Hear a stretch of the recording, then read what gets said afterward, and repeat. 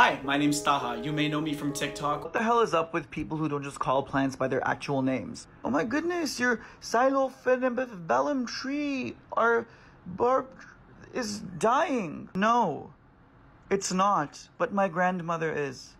I'm kidding, she already died. Both of them, oh my god. It was so sad. Literally, I remember the night I watched Moana for the first time, I was like, oh my god, her grandma died, that's so sad. And I woke up the next day, my grandma died. Or maybe you don't. When I was 13 years old, I had a crush on a girl named Taylor. Taylor was really funny, she was really pretty, and she had really good taste in music. She also had really good taste in books. She was a huge fan of the Twilight book series, and this was 2008. It was like super bumpin', the movie was just about to release, and I wanted to impress Taylor, so I read the entire Twilight series. When I tell you that I was literally tingling reading what Edward was doing to Bella, something in me had awoken that had never been woken up before. Tingles all over my body. And these feelings weren't anything that I'd felt before, not even when I would, interact with Taylor. And I was so hooked after the first book that, like I said, I read all 4 in the series and was just completely smitten, not realizing what these feelings meant. See, because I was doing this for a girl, that meant that these feelings didn't matter and that I was still straight. Okay, to give you the full experience, I'm reading you an excerpt from the book. I won't let you get lost. He turned then with a mocking smile and I stifled a gasp. His white shirt was sleeveless and he wore it unbuttoned so that the smooth, white skin of his throat flowed uninterrupted over the marble contours of his chest. I loved when she would call it marble. There was no way this godlike creature could be meant for me. For me. Come on. Come on now. If you didn't feel anything, you are lying. And many months later, it was the summer between 8th and 9th grade, and I had my first conscious, intrusive gay thought that I identified as a gay thought. So, for context, that summer I was working at a linen store in this mall, and my mom was friends with the manager of this linen store, and so they had an agreement that I could work there, 1 or 2 shifts a week, and they would pay me by giving me a 6-inch Subway sandwich for each shift that I did. And I was so down, I was so excited to work. I loved that job. I was fucking killing it. I was so good at selling those linens. And I remember I came home from my shift one day and I was in the shower and I had this random intrusive thought about this super random guy that I walked by at the mall. And I honestly, when I walked by him at the mall, I didn't think anything of it. He didn't strike me as exceptionally attractive or anything. It was just a guy that I walked by. It was a not G-rated intrusive thought about that man specifically. And I remember being devastated, immediate panic, because I knew at that moment that my life had literally just changed forever. It was terrifying. I had grown up with a really homophobic family. I had heard awful things about queer people growing up, that we deserve death, that we are sinners, that there's something wrong with us. My family's religious, which added an extra layer to that whole debacle. And all of this happened right before I started high school, during which I somehow managed to stay in the closet. Staying in the closet. Now, like I said, my family was super homophobic, and I knew that the moment they found out this about me, they weren't going to like it. And so I had decided at that age that my family was going to disown me, or that the likelihood of that happening was very high. And so that manifested itself into hyper-independence. I immediately just distanced myself from my family, and I thought of ways I could get work experience throughout high school, even if I didn't particularly need the money, because I wanted to assert my independence and kind of set my future up for one where I can just support myself. My family chalked it all up to teenage hormones. They would joke about that, how I was so angry as a teenager all the time, not realizing that it was a lot deeper than that. I even had a really religious phase when I was 15, 16, where I would pray every single day. I would pray that something inside me would change and I would become straight. I would pray that all of this was a bad dream, or that I would magically, find a girl sexually attractive and fall in love with one and be able to marry one, and it didn't work.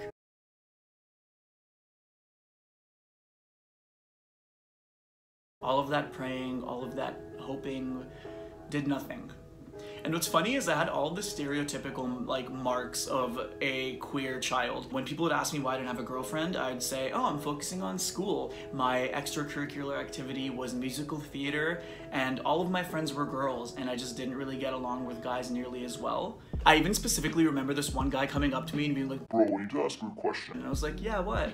And he was like, how are you so good at talking to girls? You have so many girls that want to be your friend and hover around you. And I remember being like, oh, you just have to be yourself. It was really awkward and uncomfortable. He ended up being really weird and gross. So I managed to stay in the closet throughout high school. And it wasn't until my final year of university when I was 21 that I ever came out to anybody. By the time I was 21, honestly, I was just exhausted. All of these fears around telling people I was gay were still there. A lot of that anxiety, though, had manifested itself into, like, exhaustion. I was just so sick of keeping a secret from people, wondering if people would still like me if they knew this thing about me, and I told my friends, and it was really scary, but ultimately amazing. They were really supportive. I did have a couple of friends confess to me that they had really strong feelings for me, and that they needed some time to process it, which I know is, like, not something I should be bragging about like that, but it was definitely a hot boy moment for me. So I didn't come out to my family, but my friends knew. And with all of that, I was ready to explore intimacy. I spent that year and the next, 1 or 2 years going on dates, exploring what my body wants and likes and doesn't like. And then a few years later, when I was 23 years old, I was ready to come out to my family. This was the scariest thing I'd ever done, and I have a bunch of stuff to say before I even get to that part. The reason I was ready to come out with them was because I had my own place and my own money. Before I came out to any of my family, I made a game plan, and it was my kind of 3-step strategy for how this would go. I would have a private conversation with each of them, sit them down, and number 1, I would disclose. Disclosing meant I would tell them everything. I'm gay, I've known since I was a child, a lot of stuff that you did to me growing up hurt. I was in a really bad place for a long time, but I'm finally feeling more free, more myself. I'm actually dating someone and I'm living with them. I am an atheist, and I know that's potentially a point of contention as well because you are Muslim, and kind of just laying it all on the table. That was step 1. Step 2 was setting terms. Now, despite distancing myself from them growing up, I still really cared about them. Like, they're my family and I loved them a lot. And I told them that if they wanted to be in my life, they needed to unconditionally support me. That meant being okay with me being gay, not tiptoeing around it, not treating it like a secret, not being hypothetically okay with it, but praying that it goes away or praying that I don't act on this sin, but full unconditional love and acceptance. And here's a really big piece of that. I told them that if they weren't willing to meet those needs of mine, that they couldn't have a space in my life at the moment, and that, this could be where we say our goodbye. But if they ever in their life realized they were wrong, there was always going to be a space for them in my heart. And that was a term that I was very firm about. Because as much as I want their unconditional love and support, I also understood the religious and societal context they were coming from, because frankly, I grew up with them. And if I'm being real, maybe if I wasn't gay and went through this whole self-discovery journey, I might have been some like homophobic douche who needed a reality check. I don't know, like, I was really empathetic with them when it came to that, while still asserting my boundaries, because I don't want to cut my family out. I don't want that to be the immediate step I take. And like Western therapy will tell you things like cut off anybody who's ever wronged you, things like that, and I'll get into that more another day, but that's not something that I wanted. I wanted my family with me. Number 3, I gave them a choice. I said, you can accept me or you don't accept me. With my plan set, it was time to put it in motion, and I started off with my brother. My brother is 8 years older than me, and he was honestly a huge dickhead to me growing up and super homophobic. And I was prepared for him to not be okay with it, and I was prepared for him to tell me that he thinks something's wrong with me, but I was so shocked. I took him to a local dingy Tim Hortons, by the way. There were literally people in the booth behind us. It was like dirty. And I told him everything, and he was so supportive and apologetic. And I remember sitting across from him and hearing him be like, I'm so sorry, like I wish I didn't say those things or do those things. And You know, for context, but when I turned 18, my brother became a lot nicer to me, so I wasn't expecting him to be a huge douche, but this level of acceptance and love wasn't anticipated, you know? He apologized and he was like, you know, growing up in like the late 90s, early 2000s, that stuff was so normalized all around us that we thought it was okay to talk like that or say those things, and I understood where he was coming from. Because frankly, I was homophobic as fuck before I realized I was gay and then opened my brain. It was really nice. Next up, we had my sister, who wasn't in Toronto with us at the time. I messaged her on WhatsApp and kind of laid it all out, and she took some time. I definitely caught her off guard, and the reason it was difficult for her was she's super religious, and unsurprisingly that adds a layer of complexity to everything, right? I told her, you know, take your time to process, but also for my own mental health and self-respect, will not continue to be in contact with you until you have gotten there, because I don't want to be the person who's teaching you how to be empathetic towards me. You know, this is a situation where I have to take off my empathy hat and understand that I need to prioritize myself. And I'm so lucky because she got there. She took a few months and we didn't talk for those few months. I didn't respond to her, I didn't talk to her.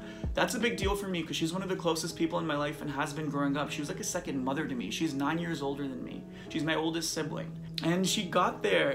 I told my dad last, but I'm gonna tell you about my dad before I tell you about my mom, because that is like, let's save the best for last. My dad, his nosy ass, he was eavesdropping on all of the conversations happening in our house. And so when I took him out to brunch and told him, he already knew. And he was like, oh, that's it? Like, that's totally okay. And I was like, why are you so chill right now? This is weird. And he was like, no, it's cool. And I was like, did you eavesdrop? Did you hear what everyone was talking about? I know you did. And he was like, yeah, I did. So I had time to process it. And I said, thank you. Do you have any questions? And he did, and I answered all of them. And then came my mama. I decided the best place for this would be our local Panera Bread. Couple of important things. I ordered the kitchen sink cookie because I fucking love that cookie. If you've been to Panera, you know. And I was like, if this is the last thing we eat together because she disowns me after today, it better be delicious. That cookie was fucking amazing. And I sat us next to a big ass window. So my mom's kind of a scary lady. So I sat us next to a window in case she tried anything, because I knew we'd have witnesses.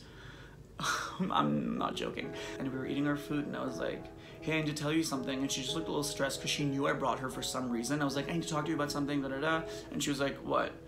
And I was like, I'm gay. I don't believe in God. Also, the roommate that I've been living with for the past 4 months is actually my boyfriend. She was in shock. She was silent for like a good minute. My mother is not a quiet person.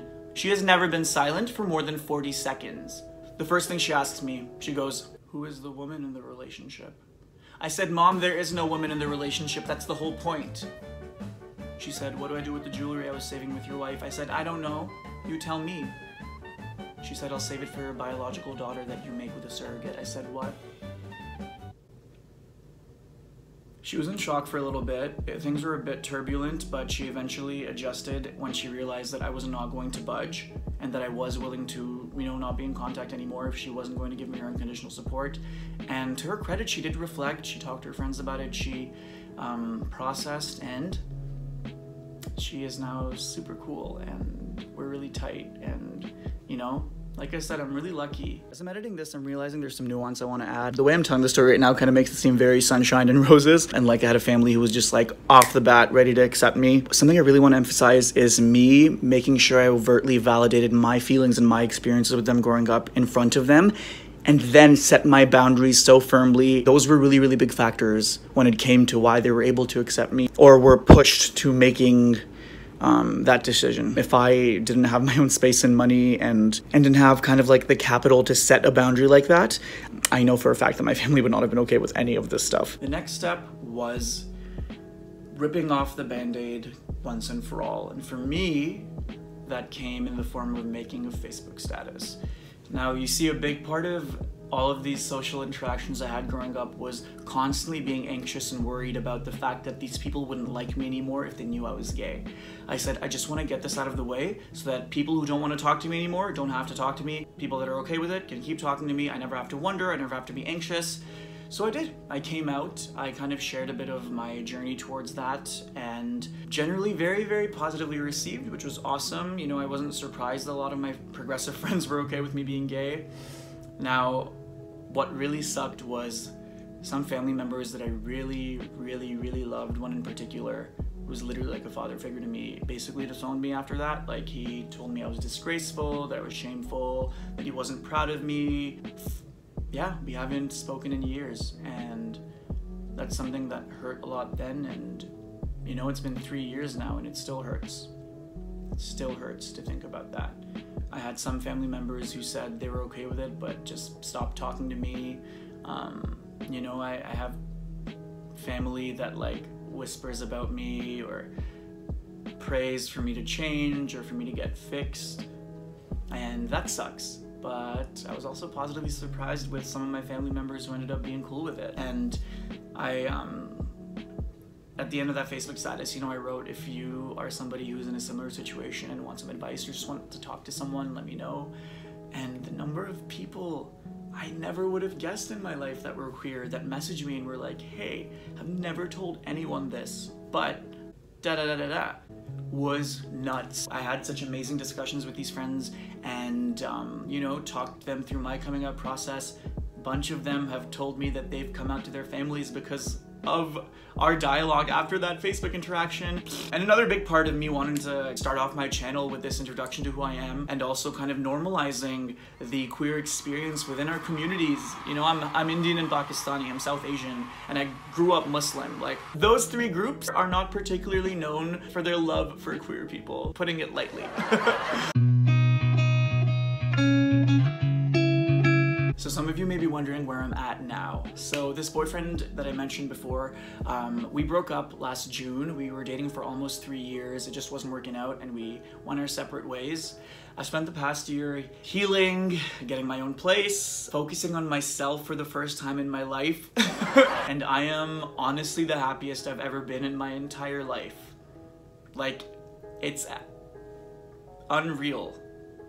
You know, younger me was right when he thought that my entire family wouldn't accept me.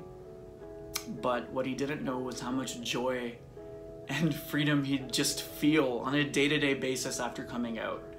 I didn't think I would ever tell anyone I was gay. I didn't think I'd ever be allowed to find love. And that was a fate I'd accepted for myself. And I wish I could just hold younger me now and let him know that things aren't just gonna be okay, but they're gonna be so good that he can't even conceptualize what that feels like. And don't get me wrong, it was really hard, but it feels like my life has just leveled up. I don't regret a thing. Despite the pain it's brought me and the hardships and the really hard parts that I've kind of glossed over, kind of rushed through, they were really difficult. Despite all of that, I don't regret a single thing. If you're in a similar spot to the one that I was at any point in this story, I hope that my story helped you in any way, shape, or form. It's also important to remember that all of our journeys are different, right? Like, no two people are the same, no two stories are the same. My phase that I had when I was 21 might be yours when you're like 50, or vice versa. There's no correct way to go about doing this. And you also don't have to come out if you don't want to. Even if, you know, none of this was applicable to your life, I hope it brings you peace knowing that you have one more story of somebody who was in a similar spot to you to add to your mental library. Because personally, I know that would have helped me a lot growing up. I didn't have any queer role models or anyone that I could have related to that was from my culture or a similar culture, and I hope that I've been able to provide that space for you today. Before I say my last most important piece, I just want to say thank you so much for sticking through this video, and that it would genuinely, sincerely mean the world to me if you subscribe to my channel. I'll be making some more fun videos where I talk about some of the different topics that I've even explored on TikTok on videos that have done really well. Things like relationships, things like therapy, dating, class warfare. I'm not joking. It would just be really lovely if you subscribe to my channel if you want. Also my Instagram and TikTok. Now I'm just being greedy. It's up to you. I don't have a Twitter though, if you know what I mean.